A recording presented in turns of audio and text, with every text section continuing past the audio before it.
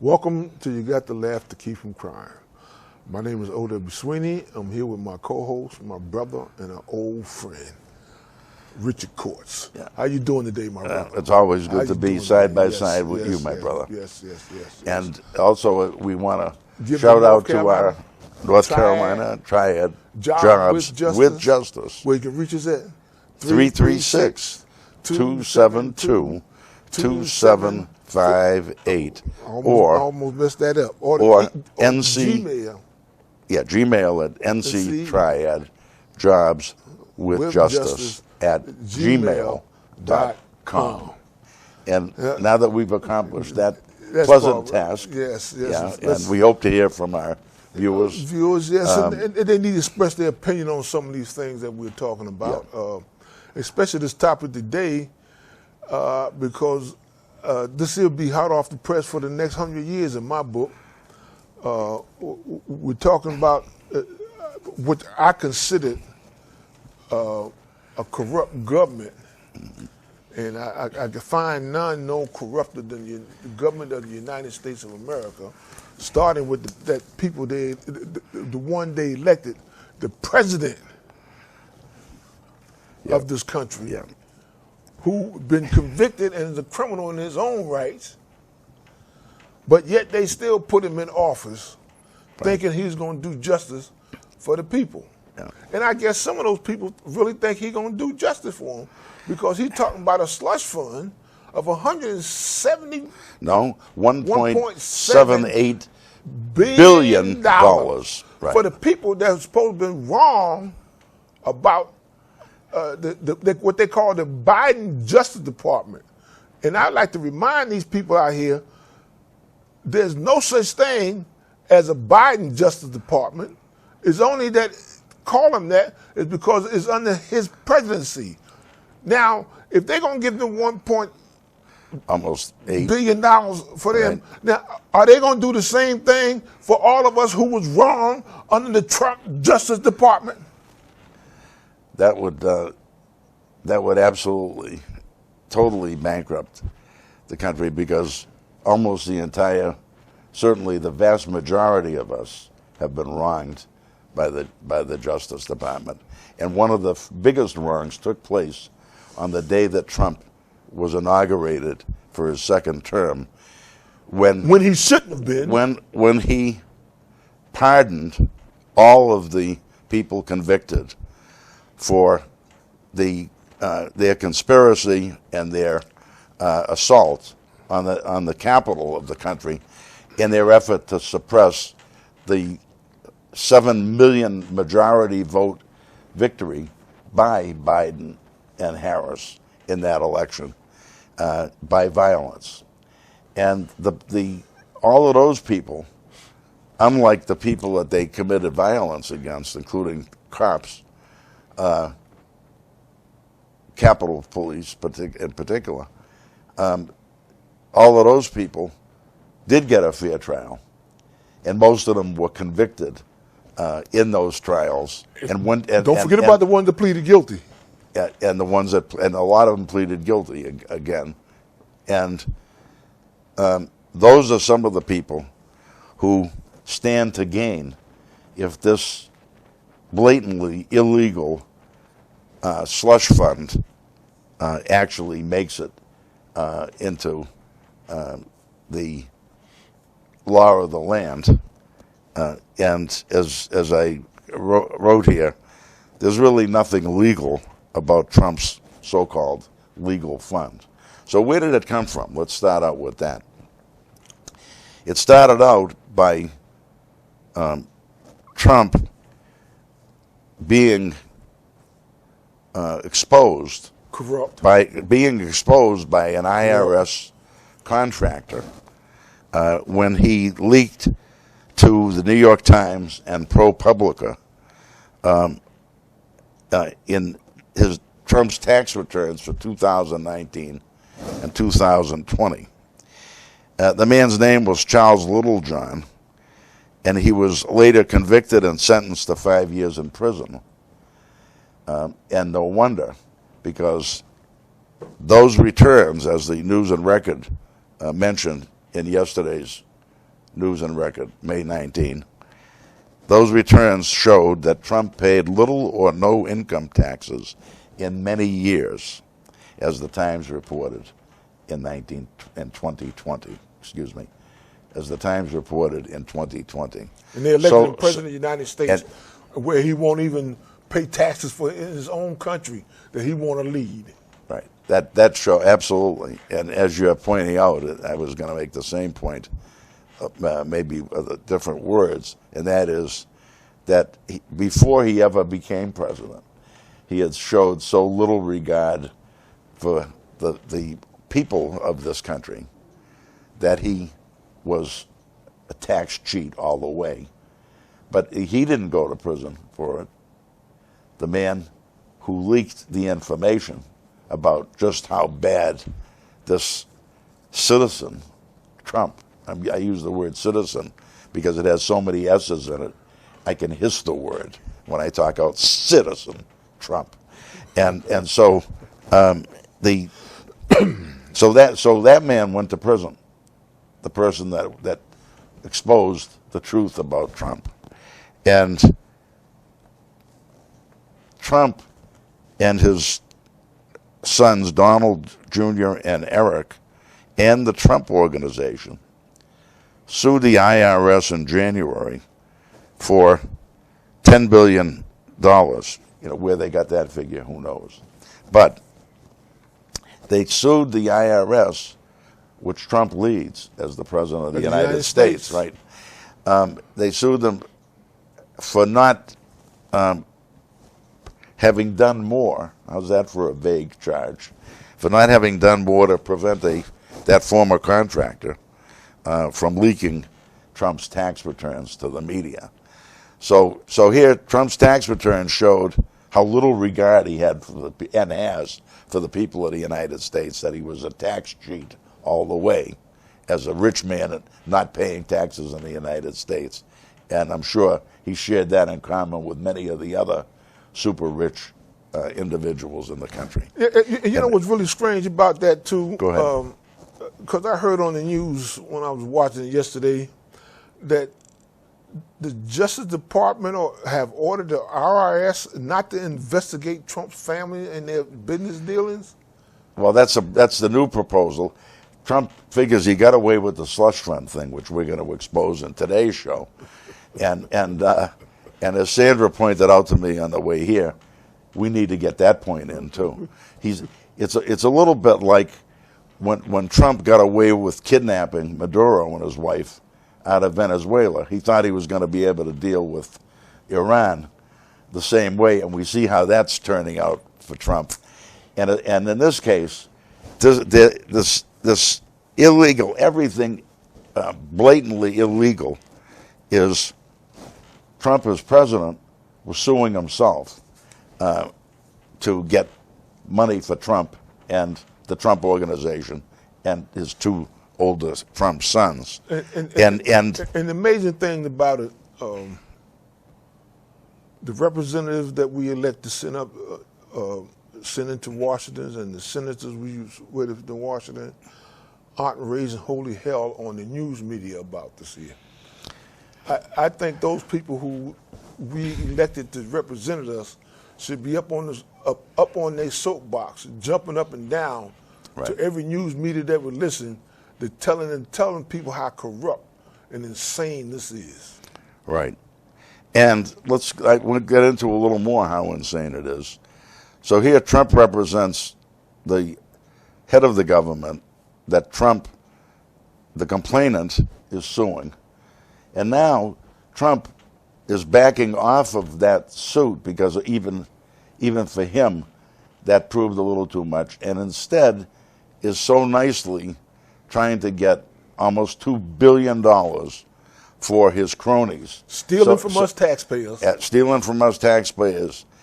$2 billion that he could really use to help sway not only elections, including the upcoming election, but also to pay off these mobsters, these thugs who attack the citizens capital, of the United States of America by going into the capital. The capital. Right. And here's the new setup. That Trump is supposedly has created this fund for victims of political weaponization to settle a lawsuit that he filed, right, against his own government over the alleged mishandling of his tax records. We went over that already. But there's been what is being settled, and he's settling with himself and giving the order to Todd Blanche, the acting, and I want to emphasize the word acting, Attorney General of the United States, that according to Trump and Blanche will be appointing 4 of the 5 members of the commission who will decide the merits of the claims that are made for these funds. And it's supposedly they're calling it an anti-weaponization fund. But as with most things with Trump, what they're doing is the very opposite. They're the ones who weaponized it, which is, it's interesting, again, on the first day of the second term of Trump, J.D. Vance, his vice president, said he assured the public Trump is going to examine each case by case, and there were 1,000 or so convictions of these thugs. Over 1,500. Well, 1,500 were tried, and over 1,000 of them, well over 1,000, were convicted. And Vance assured us, the people, that Trump was going to carefully examine each of these cases. And on day one, Trump pardoned all of them, including the ones who had been put in for criminal conspiracy to overthrow the government. The ones who whooped up on the police up there who's supposed to be protecting people in the Capitol. They ain't did nothing wrong. Well, anyway, I hope our viewers. Police. They brutalized the police, and they ain't did nothing wrong. Right, and they threatened to hang Vice President Pence and Speaker of the House Pelosi. And if they had gotten to him, they almost assuredly would have. But they ain't done did that. nothing wrong. I really don't like hearing that, because we live in the South, and people in the South do not relate to sarcasm. But they did plenty wrong. But since we're talking about wrongdoing, and we've already exposed Trump as the tax cheat that he's always been, like so many of the rich, and that the man who leaked his tax returns that exposed them, he ended up in prison. That man, and Trump ended up back in the presidency and back in the presidency. But Blair, I want our viewers to recall that Todd Blanche, before he was acting Attorney General and before he was the Deputy Attorney General, under Bondi, another criminal, that he's the person that he met with Ghislaine Maxwell, the predator with Epstein, conspiring in the slave trade of young girls and women. And Todd Blanche, before that, was the personal attorney for none other than Donald J. Trump in the criminal trial, the only criminal trial that got heard before he became president and blew all these others away illegally. And that was the case that involved Stormy Daniels and the suppression of news by bribery right before his original election. The first election. The first election. The jurors who were New York citizens who heard this case over a month or so with all the evidence. There were 34 felonies with which Donald J. Trump was charged. Blanche defended him as his chief defense attorney in that entire trial, and the jurors, in their wisdom as New Yorkers, as citizens of the United States, ruled that on every single one of the 34 felony counts, Trump was guilty. And actually, they delayed the judge, who did a decent job in the trial, ended up delaying sentencing Trump until after the election. Which tells me how corrupt that judge is, because he should have sentenced him as quick as he possibly could, because he was guilty as the charges. Right. What he did was wait around to let Trump off the hook. Yeah, absolutely. I'm okay? 100% so agreement. What he said is that those 34 counts didn't mean nothing. They meant absolutely nothing. Well, they meant nothing to people. They meant nothing to that judge and to other rich people. It meant plenty. It should mean plenty to our viewers, who all have the opportunity to be jurors themselves, and that they, in order to respect the jury trial system in the United States and to respect the people. Respecting ourselves. Wait a minute. Let me finish. How can you respect a jury system when the jury convicted him and the judge threw it out? As far as how can you respect it? No, the way what respect do you have for it? No, I said to respect the jury system, because if we don't raise up the fact that Trump was convicted on every single felony count in that one trial that the jury got to hear, then we're helping Trump to cover up the crimes against the people of the United States. And then we allow one person to let him loose. So why do you need the jury trial? The trial seemed nothing but a sham. No, the trial was real. No, it wasn't real. If the trial wasn't real. If it wasn't real, it was thrown out. OW, please. If it was not real, Trump would not have been convicted. He is still a convicted If it was felon. real, his ass would have been in jail. Okay, well, that took a lot more. He would have spent some time. The jury didn't have the power to do that. But one man did. And that one man made the jury look like they was fools, in my point of view. Yeah. Well, because he did not sentence them to nothing. Well, anyway, it's a lot more than the one person that did that. That's, you're talking about the Congress, you're talking about the executive branch, the so-called Justice Department. There are an awful lot of people to condemn on this. The one group of people that you can't condemn, in my view, are the jurors, the New York City citizens that in their wisdom. I ain't said nothing bad about them folks yet. Yeah, well, have nothing to say nothing bad about the only bad thing you said about them. They did their job. Excuse me. The only bad thing you said about them is that we shouldn't be raising the decision that they took when that decision was thrown out. It wasn't thrown out. That decision was not thrown out. Who was held accountable for the decision? Who was held accountable for that jury decision? The jury was. Who was held accountable? The jury was held accountable for being convicted of 34 counts. Who was held accountable for it? As I said. Tell me, who was held for the 34 counts that he was convicted of? Tell me. Is Trump a convicted felon? No. Well, then that's where you are wrong, in my opinion. Okay?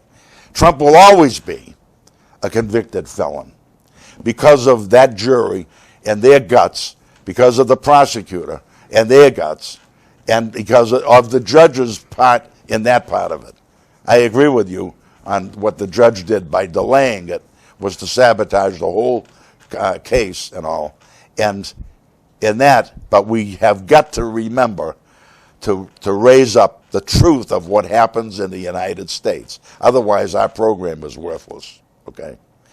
And part of what happened in the United States was that Donald J. Trump was convicted on every single one of those 34 felony charges by the jurors that made up the jury in New York City. Yes.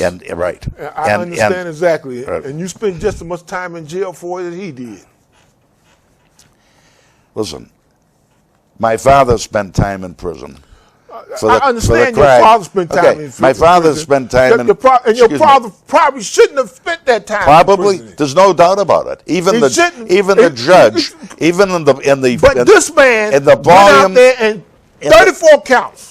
In the volume. And they throw him out the window like it was a used piece of toilet paper. In the one official history of the R.J. Reynolds Tobacco Company, the judge is quoted as, in my father's case, as being worried that he had sent innocent people to prison. And that's what he said about the case. So my father not only was sentenced and served time in prison in North Carolina, but he did it because he was an excellent leader of the people in a great union in Winston-Salem, North Carolina.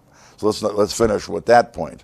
But that didn't mean that he wasn't sentenced, he didn't serve time and all of that. But he was not a criminal. He was the opposite. He was a hero. Trump, no matter that he didn't serve any time, is still a villain. He's still a tax cheat. He's still somebody who rigged the election in which he tried to bribe Stormy Daniels and so forth and suppressed the news before the election. And so even his initial election was fraudulent, thanks to him and his corruption. So anyway, Blanche is now the acting attorney general. Blanche, the person who defended Trump, who defended Trump unsuccessful on all 34 charges. There's one topic we want to talk about. Okay. We done said enough and argued that enough on this. Now, Lord, I can't think of what it is now. Yeah, it's Senator Sanders. Senator Sanders made some good points that fit in with this because of the fact that the billionaires they need to pay. Exactly. So in California, it's now on the ballot that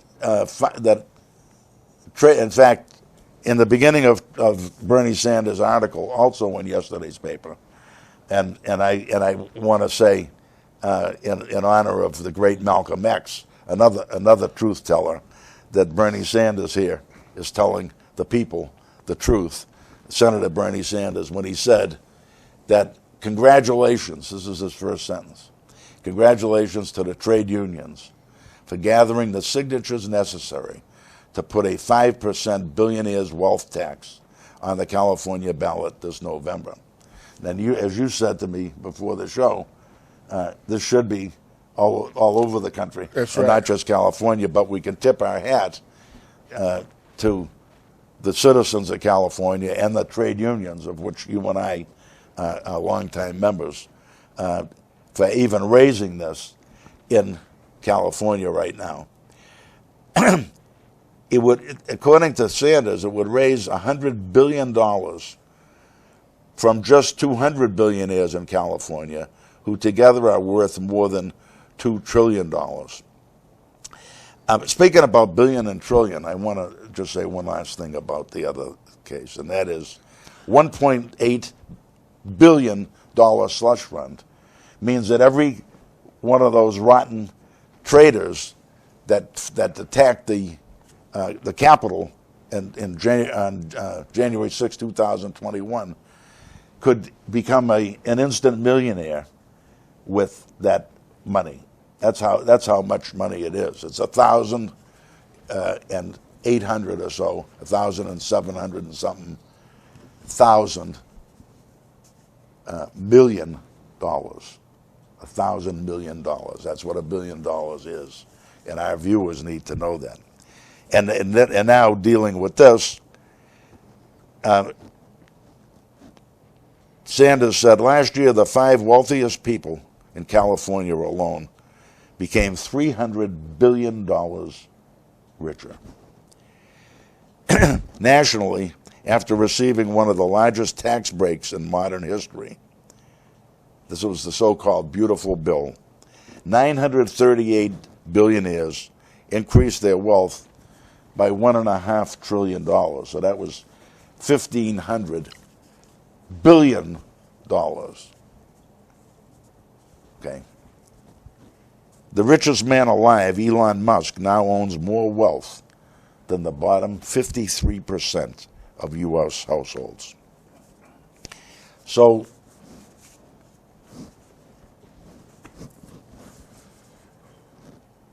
and the last point I'll make on this is that over the past 6 years, U.S. billionaires more than doubled their wealth, gaining over $4.6 trillion. That's who Donald Trump represents, along with his own family, with Bitcoin, with every with the airplane, with every bit of corruption that he can possibly muster right now, including the slush fund. So, did we cover it? What, you got a few last words on this? I just wanted to say thanks to Joe Biden for pardoning Hunter Biden. Because at least you came out and just pardoned him. You didn't tell your Justice Department to tell the IRS not to investigate your children's or your family so you can continue to rob the citizens of the United States of America or every penny you can get in the name of you being righteous. And to all you people who voted for him, I still think y'all are idiots. And one last point on this that you made, right, is, I mean, to underscore it, is that the what Trump now, with thinking that he has a slush fund already in his pocket, he's now going for that for real immortality, right? As the president. Just forever. Remember, yeah, in our unity lies our strength.